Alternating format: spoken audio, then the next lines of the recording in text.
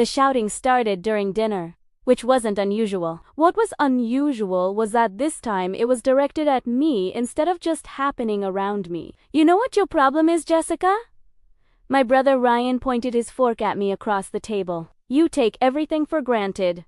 This house, this food, Mom and Dad's generosity. I set down my water glass carefully. We were having spaghetti which I'd bought, cooked, and served, but no one seemed to remember that part. Ryan, that's enough, Mom said, but her voice was weak. She never really stopped him. No, it's not enough. Ryan was 29, worked in sales, still lived at home despite making $75,000 a year. She's 32 years old and still living in her childhood bedroom. It's pathetic! My sister Lauren laughed from her seat next to Mom. He's not wrong. When are you going to get your own place, Jess? I've been looking, I said quietly. For how long? 5 years? Ryan shook his head. You're a freeloader, face it. Dad had been quiet up until now, working through his second helping of pasta. He set down his fork with a clunk. Your brother has a point, he said, looking at me. You've been here since you moved back from college. That's what, 10 years now? 11, I said. 11 years. He wiped his mouth with a napkin. Rent-free. Bill-free. Just coasting along while your mother and I support you. Something cold settled in my stomach. That's not what? Not true. Ryan cut in. You pay rent? No, but you pay any of the bills? Mortgage? Electric? Water? Property tax? Property tax. Ryan, that's what I thought. He sat back in his chair, triumphant. You contribute nothing and expect everything. Lauren jumped in. I moved out when I was 23. Got my own apartment. Paid my own bills, like an adult.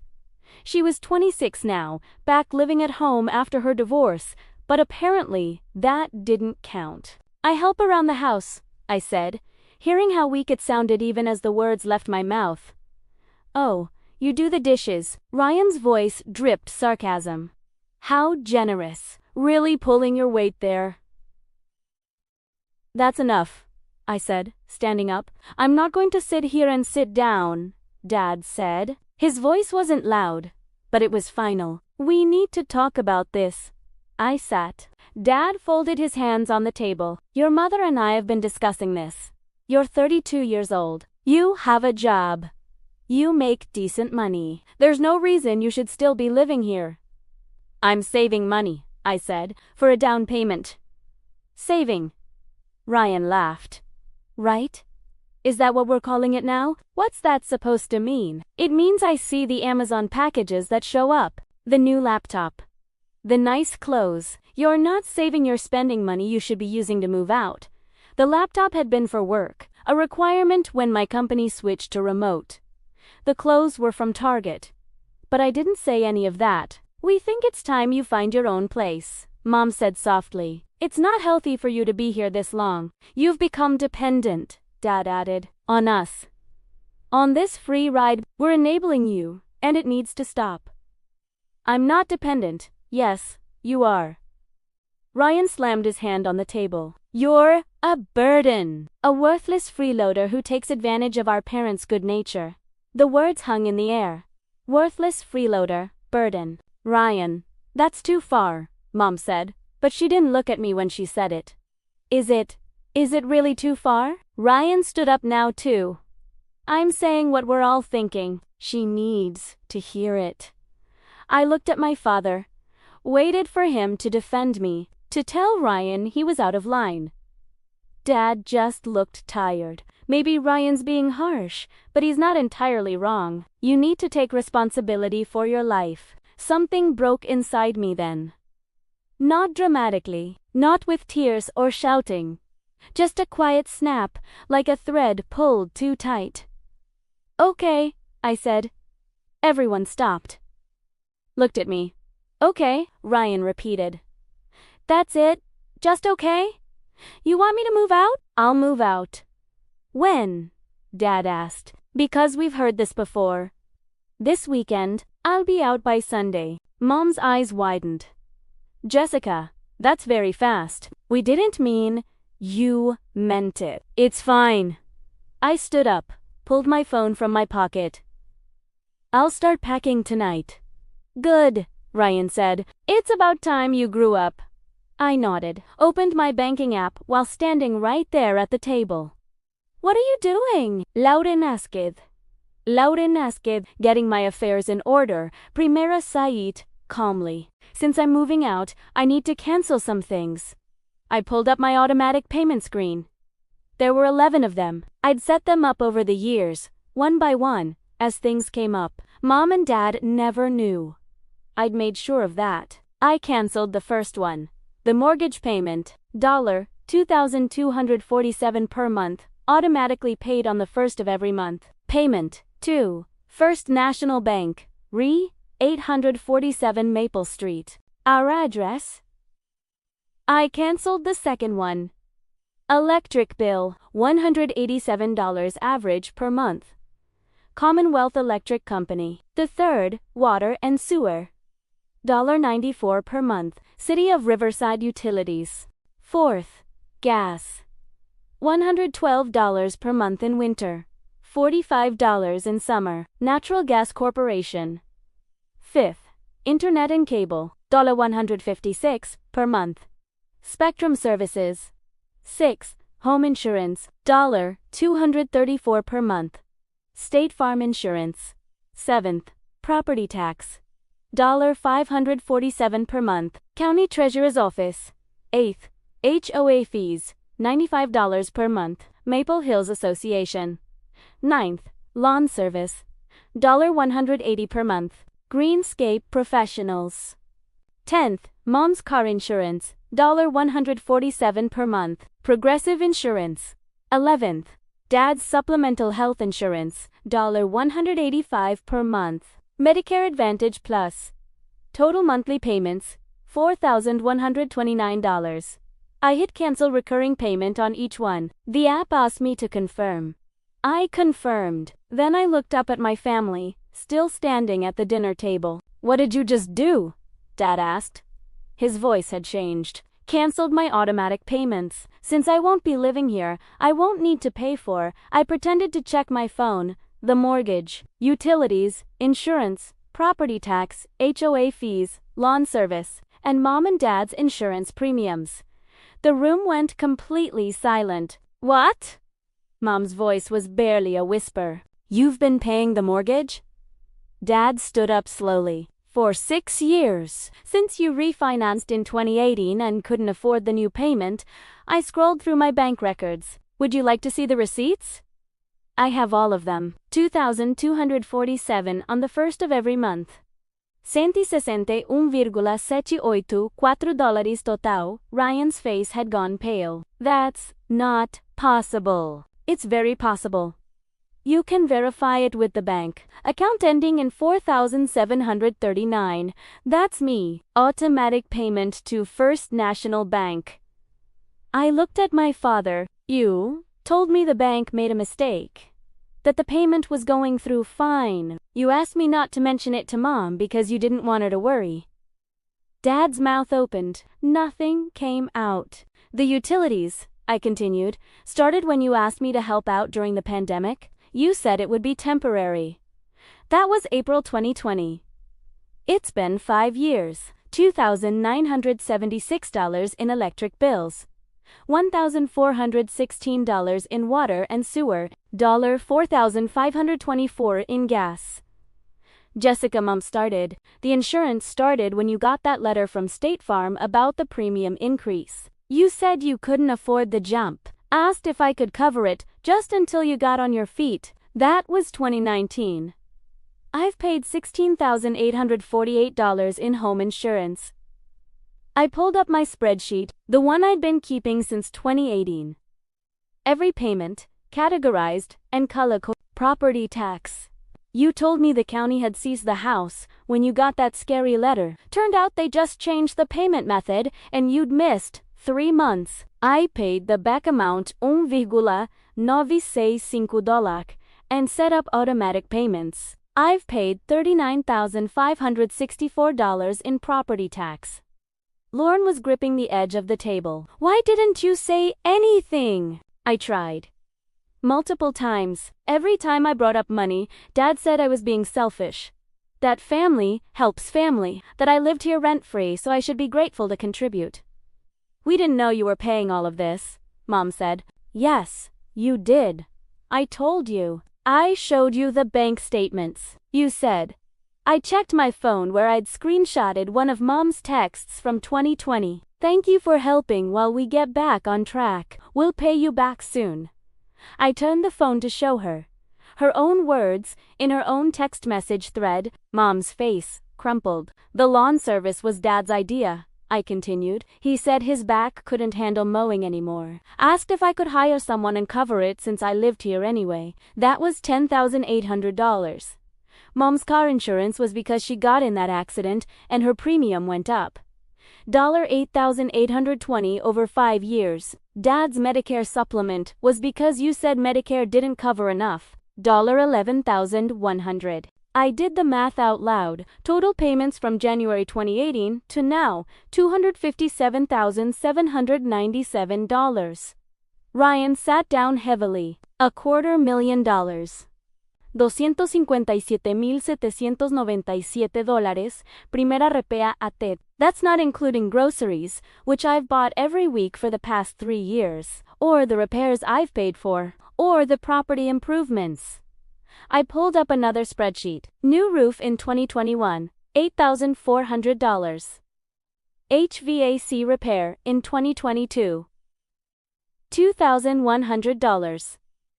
Water heater replacement in 2023, $1,650. Driveway resurfacing in 2024, $4,200.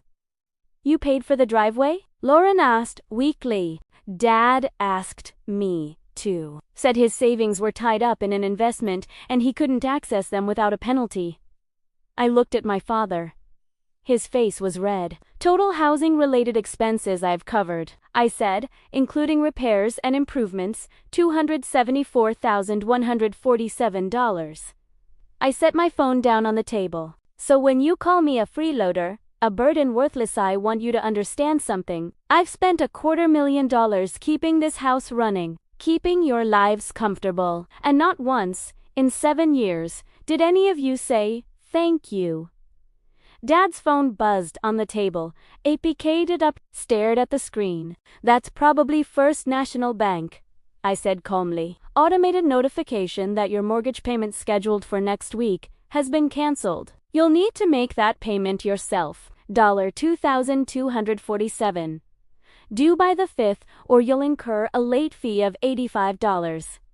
Mom's phone buzzed next.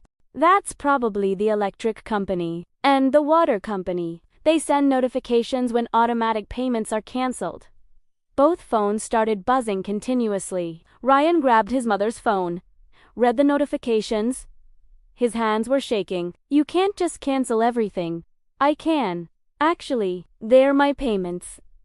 My bank account. My money? I picked up my plate, carried it to the sink, started washing it. You have until the 5th to set up new payment methods. I'd recommend calling the bank first thing Monday morning. The mortgage is the priority, miss. That, and you're looking at foreclosure proceedings after 90 days. Jessica, please. Mom's voice cracked. We can talk about this. We are talking about it. You want me out? I'm leaving, and I'm taking my financial support with me. We didn't know. Dad tried. Yes. You did. You've known exactly what I was paying because you asked me to pay it. Every single bill, every single expense. You came to me, and I said yes every time because you re my family, and I thought that's what family did. I dried my plate. Put it in the cabinet. But apparently family also calls each other worthless. Freeloaders, burdens. I turned to face them. So, I'm going to stop being a burden. Effective immediately. Where will you go? Lauren asked. I have options. That was partially true. I had $47,000 in my savings account money. I managed to save despite paying for everything in the house. I could get an apartment. Probably a nice one. Jessica, let's all calm down, Dad said, finding his voice. We're clearly all emotional.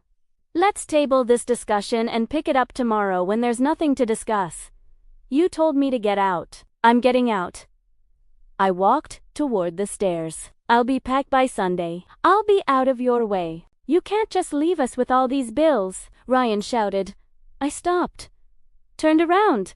Why not? You've spent the last 7 years taking my money and telling me I contribute nothing. Now, you'll get to see what nothing actually looks like. I went upstairs to my ruined childhood bedroom I'd lived in for 11 years and started packing. Saturday morning, I woke up to frantic knocking on my bedroom door. Jessica, open up. I checked my phone, 6:47 a.m. I'd gotten exactly 4 hours of sleep after packing until 3 a.m. I opened the door. Mom stood there in her bathrobe, eyes red and puffy. You have to fix this, she said. Fix what? Te bills. The bank called your father at 6 this morning. The mortgage payment was declined. They said the automatic payment had been canceled and we need to make other arrangements immediately. Okay. So, make other arrangements. We don't have $2,247 in our checking account. We have $847. Your father's Social Security doesn't come until the 15th. Then you'll need to call the bank and work out a payment plan. Jessica, please, you can't do this to us. I'm not doing anything to you. I'm just not doing it for you anymore. There's a difference. Dad appeared behind her. He looked like he hadn't slept at all. We need to talk about this rationally, he said. As a family? We're not a family. We're a business arrangement where I pay the bills and you tell me I'm worthless. I never, he started. Last night, at dinner. You called me a burden. You said I'd take advantage of your good nature. Ryan called me a worthless freeloader, and you didn't say a word. I was frustrated, and now I'm done. I closed my door, locked it. They stood outside for 20 minutes, alternating between pleading and demanding. I put in earbuds and kept packing. By Saturday afternoon, I'd loaded 3/4 of my belongings into a storage unit I'd rented that morning. The rest would fit in my car for the short term. I came back to the house to find Ryan in the kitchen, on his laptop looking stressed. Oh good, you're here, he said when he saw me. I need you to explain something.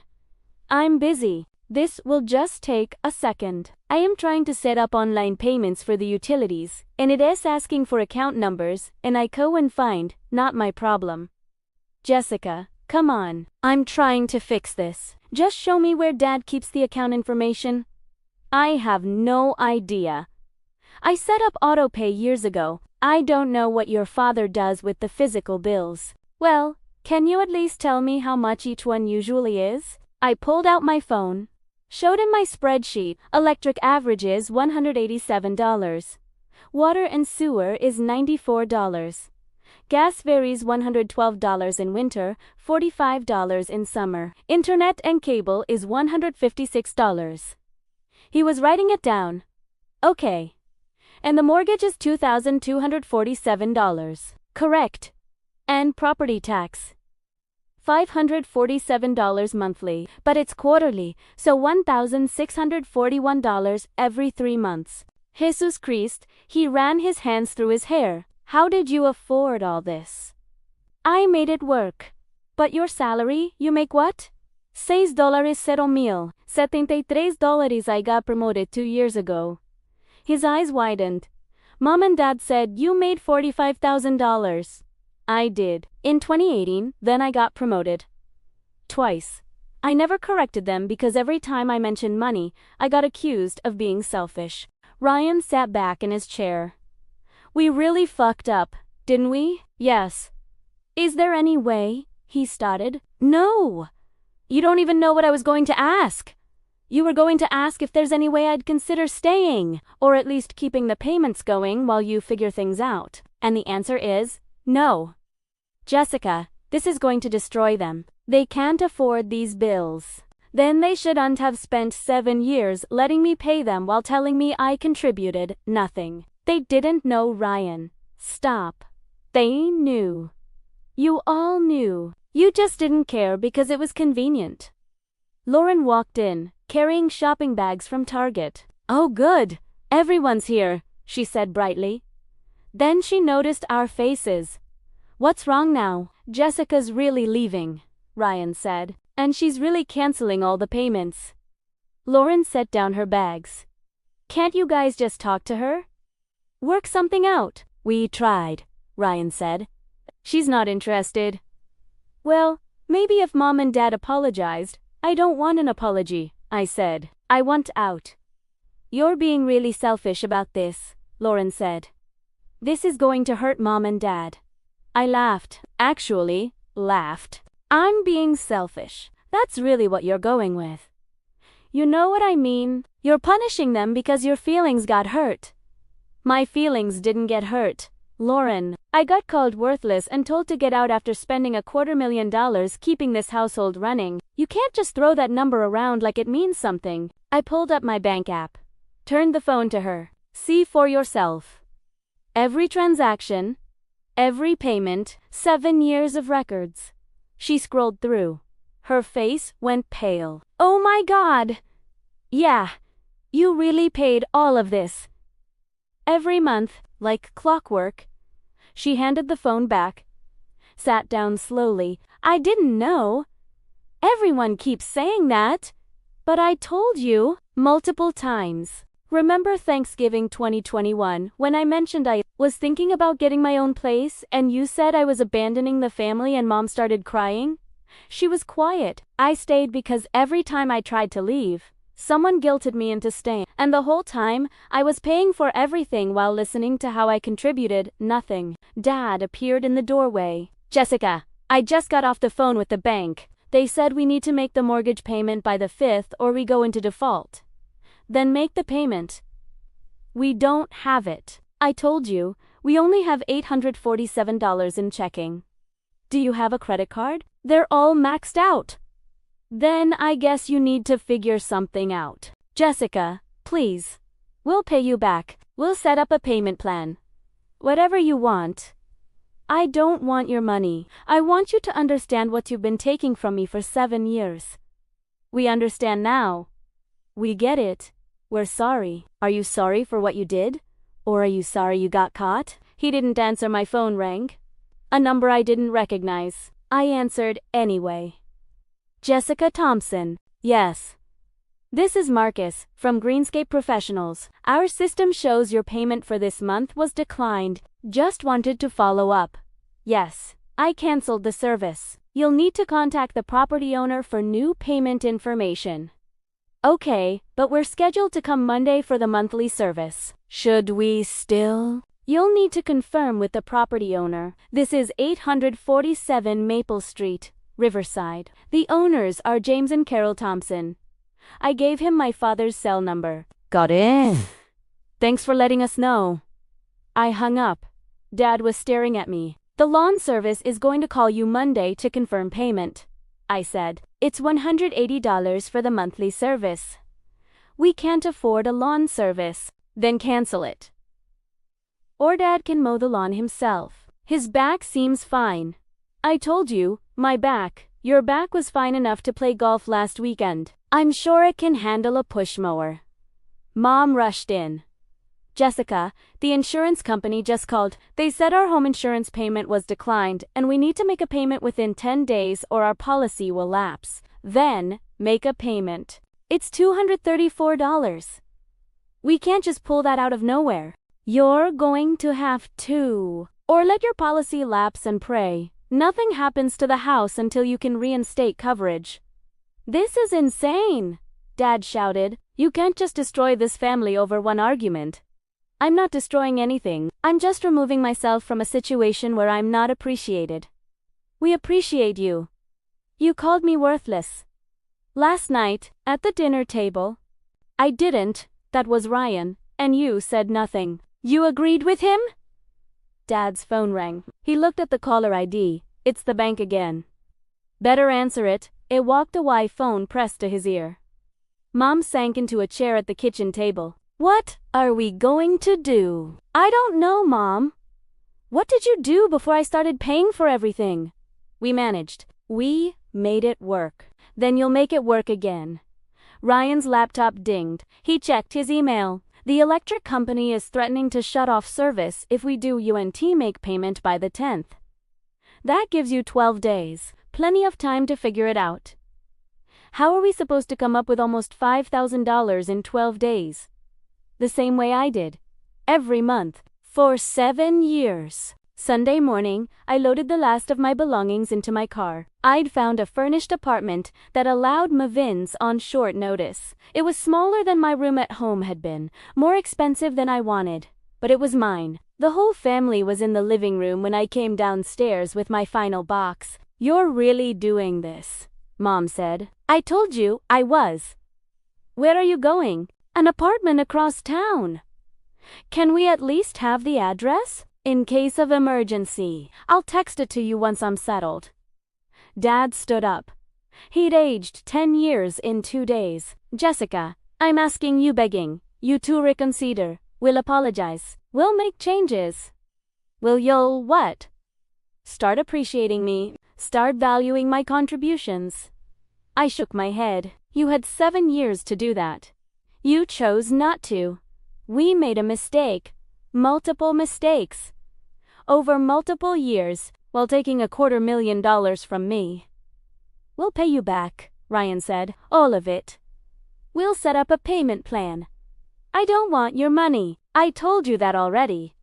"Then what do you want?" "I thought about it. I want you to understand what it feels like to be invisible, to work hard, to sacrifice, to give everything you have, and have it mean nothing to the people you're doing it for." "We see you now," Mom whispered, "only because the money stopped. That's the problem." I walked to the door, turned back one last time. "Good luck with everything. Seriously, I hope you figure it out." And then I left. 3 months later, the calls and texts came constantly at first.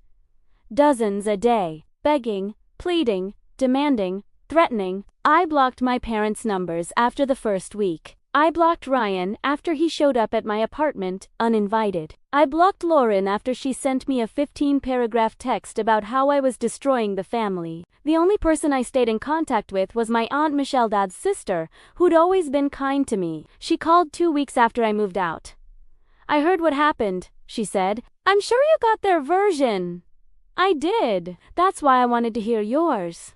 I told her everything. The payments, the spreadsheets, the dinner conversation. She was quiet for a long time after I finished. "Jessica, I need to tell you something, and you're going to be angry. Okay, your father has been borrowing money from me for years. Thousands of dollars. He always said it was for emergencies, for medical bills, for unexpected expenses." She paused. "He told me you weren't helping, that you lived there rent-free and refused to contribute." My hands tightened on the phone. "How much?" I asked. "Total. Over the years.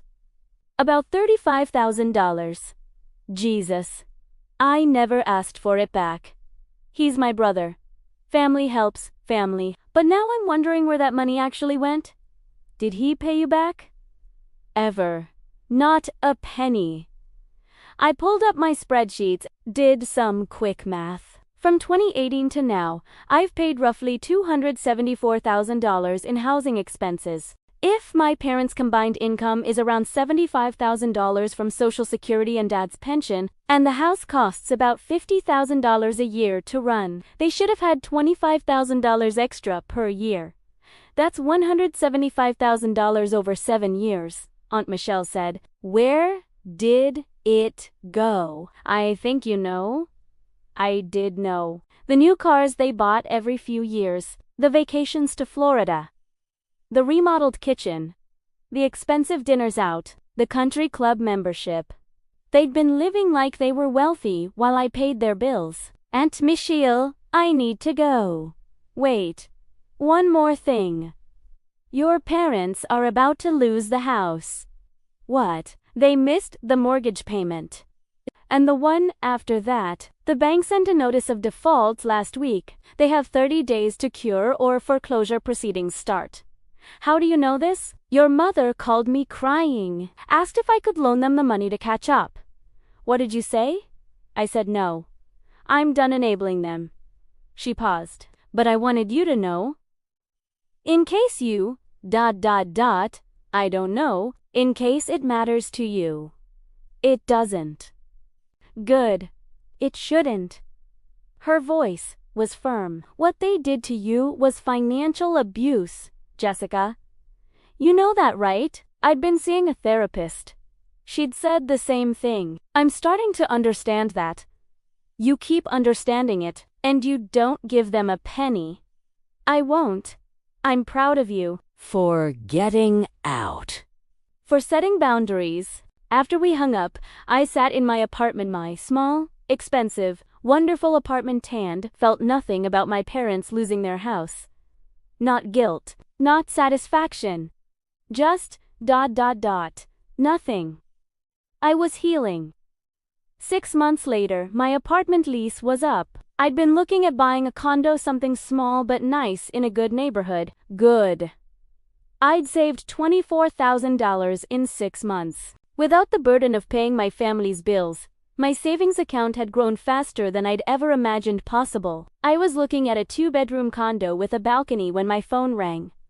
A number I didn't recognize, but local. Hello, is this Jessica Thompson? Yes, this is Sharon Mitchell from First National Bank. I'm calling about the property at 847 Maple Street. My stomach dropped. I don't own that property. I understand. But you're listed as a secondary contact on the account. We're required to notify all contacts when a property enters foreclosure. It entered foreclosure. The foreclosure sale is scheduled for next month. The owners have been notified. I'm calling to see if you have any interest in purchasing the property or have any information about the owners' plans. I don't. I'm not involved with that property anymore. Understood. Thank you for your time. She hung up. I sat in the condo I was touring, looking out at the city view, and felt that same nothing. They were losing the house. The house I'd paid for. The house I'd kept running for 7 years. And I felt nothing. I bought the condo the next week. 2 bedrooms, 1.5 baths, a small balcony with a view of downtown. $285,000. I put down 20% and got a great interest rate. My mortgage payment was $1,450 a month. Utilities averaged $200. Insurance was $95. Total monthly housing cost, $1,745. Less than half of what I'd been paying to keep my family's house running. 1 year later, I was having coffee with Aunt Michelle when she told me the house had sold at foreclosure auction. They're renting now, she said. A 2-bedroom apartment. Your father is working part-time at Home Depot. Your mother is working at a grocery store. Both of them working for the first time in 20 years. What about Ryan and Lauren? Ryan moved in with his girlfriend. Finally. Lauren moved into a studio apartment. So everyone's supporting themselves. Apparently that's what happens when the gravy train stops running. I sipped my latte. How are they doing? Really? Struggling. But maybe that's not a bad thing. Your father told me last week that he finally understands what you were carrying. She paused. He asked me to ask you if you'd be willing to meet with them. No. I told them you'd say that. Did they ask you for money? Of course. I said no. Good. Your mother cried, said they're barely making ends meet. They'll figure it out. They're resourceful when they need to be. Michelle studied me. You've changed. Is that bad? No. It's good. You seem ... lighter. I was lighter. 40 pounds lighter, actually. I'd started working out, eating better, sleeping more. Turned out when you're not constantly stressed about money and family drama, you have energy for self-care. I am lighter, I said. I let go of a lot of weight. Do you miss them? I thought about it. I miss the idea of them, the family I thought we were. But the reality, no. I don't miss being invisible. They see you now. Only because I left. That's not the same as being valued. 2 years later, I got engaged. His name was David. I'd met him at a work conference, and he was the first person I'd ever dated who understood boundaries. When I told him about my family, about the money, about leaving, he'd said, "Good. That took courage. Not but they're your family. Not maybe you should give them another chance. Just good." I loved him for that. We were planning a small wedding. 50 people. My guest list included Aunt Michelle, some cousins who'd stayed in touch, friends from work, college friends, no parents, no siblings. David's mom asked me about it while we were addressing invitations. "Sweetheart, I don't want to pry, but your parents aren't coming." "No. May I ask why?" I gave her the short version. She was quiet for a moment. Then she reached across the table and squeezed my hand. "I'm sorry they treated you that way. You deserved better." "Thank you. For what it's worth, you're family now, to us, and we value you." I cried a little. Happy tears. The wedding. 3 weeks before the wedding, I got a letter, handwritten, from my mother. "Dear Jessica, I know you don't want to hear from me. I understand why, but I needed to write this anyway. You were right about everything. We took advantage of you. We took your money and your time and your love, and we gave you nothing in return. We told ourselves you were happy to help. That family is supposed to help each other. But the truth is, we were using you. And we knew Italiano. Your father and I are in therapy now. We're trying to understand how we became the kind of people who could exploit their own daughter. The therapist says we displayed narcissistic tendencies, that we used you as a source of narcissistic supply. I don't know if that's true, but I know we were wrong. I know an apology can't fix what we did. I know you've moved on and built a life without us. You should. You deserve happiness. But I wanted you to know that I'm sorry. Truly, deeply sorry. Not because we lost the house or because we're struggling, but because we lost you, and you were the best thing in our lives. I love you. Primera always, Abe. Even when I didn't show it. Mom, I read the letter 3 times. Then I folded it carefully and put it in a drawer. Maybe, someday, it would mean something. Maybe someday I'd be ready to forgive. But not today. Today, I had a wedding to plan, a life to build, a future that belonged to me. The wedding was perfect, small, intimate, full of people who actually loved me. Aunt Michelle cried during the ceremony. David's parents welcomed me into their family with open arms. My friends gave speeches about how happy they were to see me thriving. No one mentioned my parents. No one asked where they were. It was like they'd never existed. And honestly, that felt right. Epilogue. 5 years later, I'm 39 now. David and I have a 3-year-old daughter named Emma. We live in a house we bought together, 3 bedrooms, big backyard, neighborhood with good schools. My career is thriving. I'm a director now, making $135,000 a year. I have savings, investments, a retirement plan. I have a life. Sometimes people ask me if I ever reconciled with my parents. I tell them no. They usually look uncomfortable, like I'm supposed to feel guilty about it. I don't, because here's what I learned. You don't owe loyalty to people who never valued you. You don't owe forgiveness to people who only apologized when they lost access to your resources. Family isn't about blood. It's about who shows up, who sees you, who values you. My family is David, Emma, Aunt Michelle, my in-laws, my chosen people. The people who raised me. They're just people I used to know. People who taught me what I didn't want to be. And honestly, that's the most valuable thing they ever gave me. Last month, I got another letter from my mother. She's still trying, still apologizing, still hoping I'll come back. I didn't read it. I've made peace with being the daughter who walked away, the one who chose herself. And if that makes me selfish, if that makes me cold, I'm okay with that, because I'd rather be selfish and free than generous and miserable. I'd rather be cold than used. I'd rather be alone than invisible. And I'm not alone anymore anyway. I'm surrounded by people who love me, value me, see me. People who would never call me worthless. People who know exactly what I'm worth, and that's everything.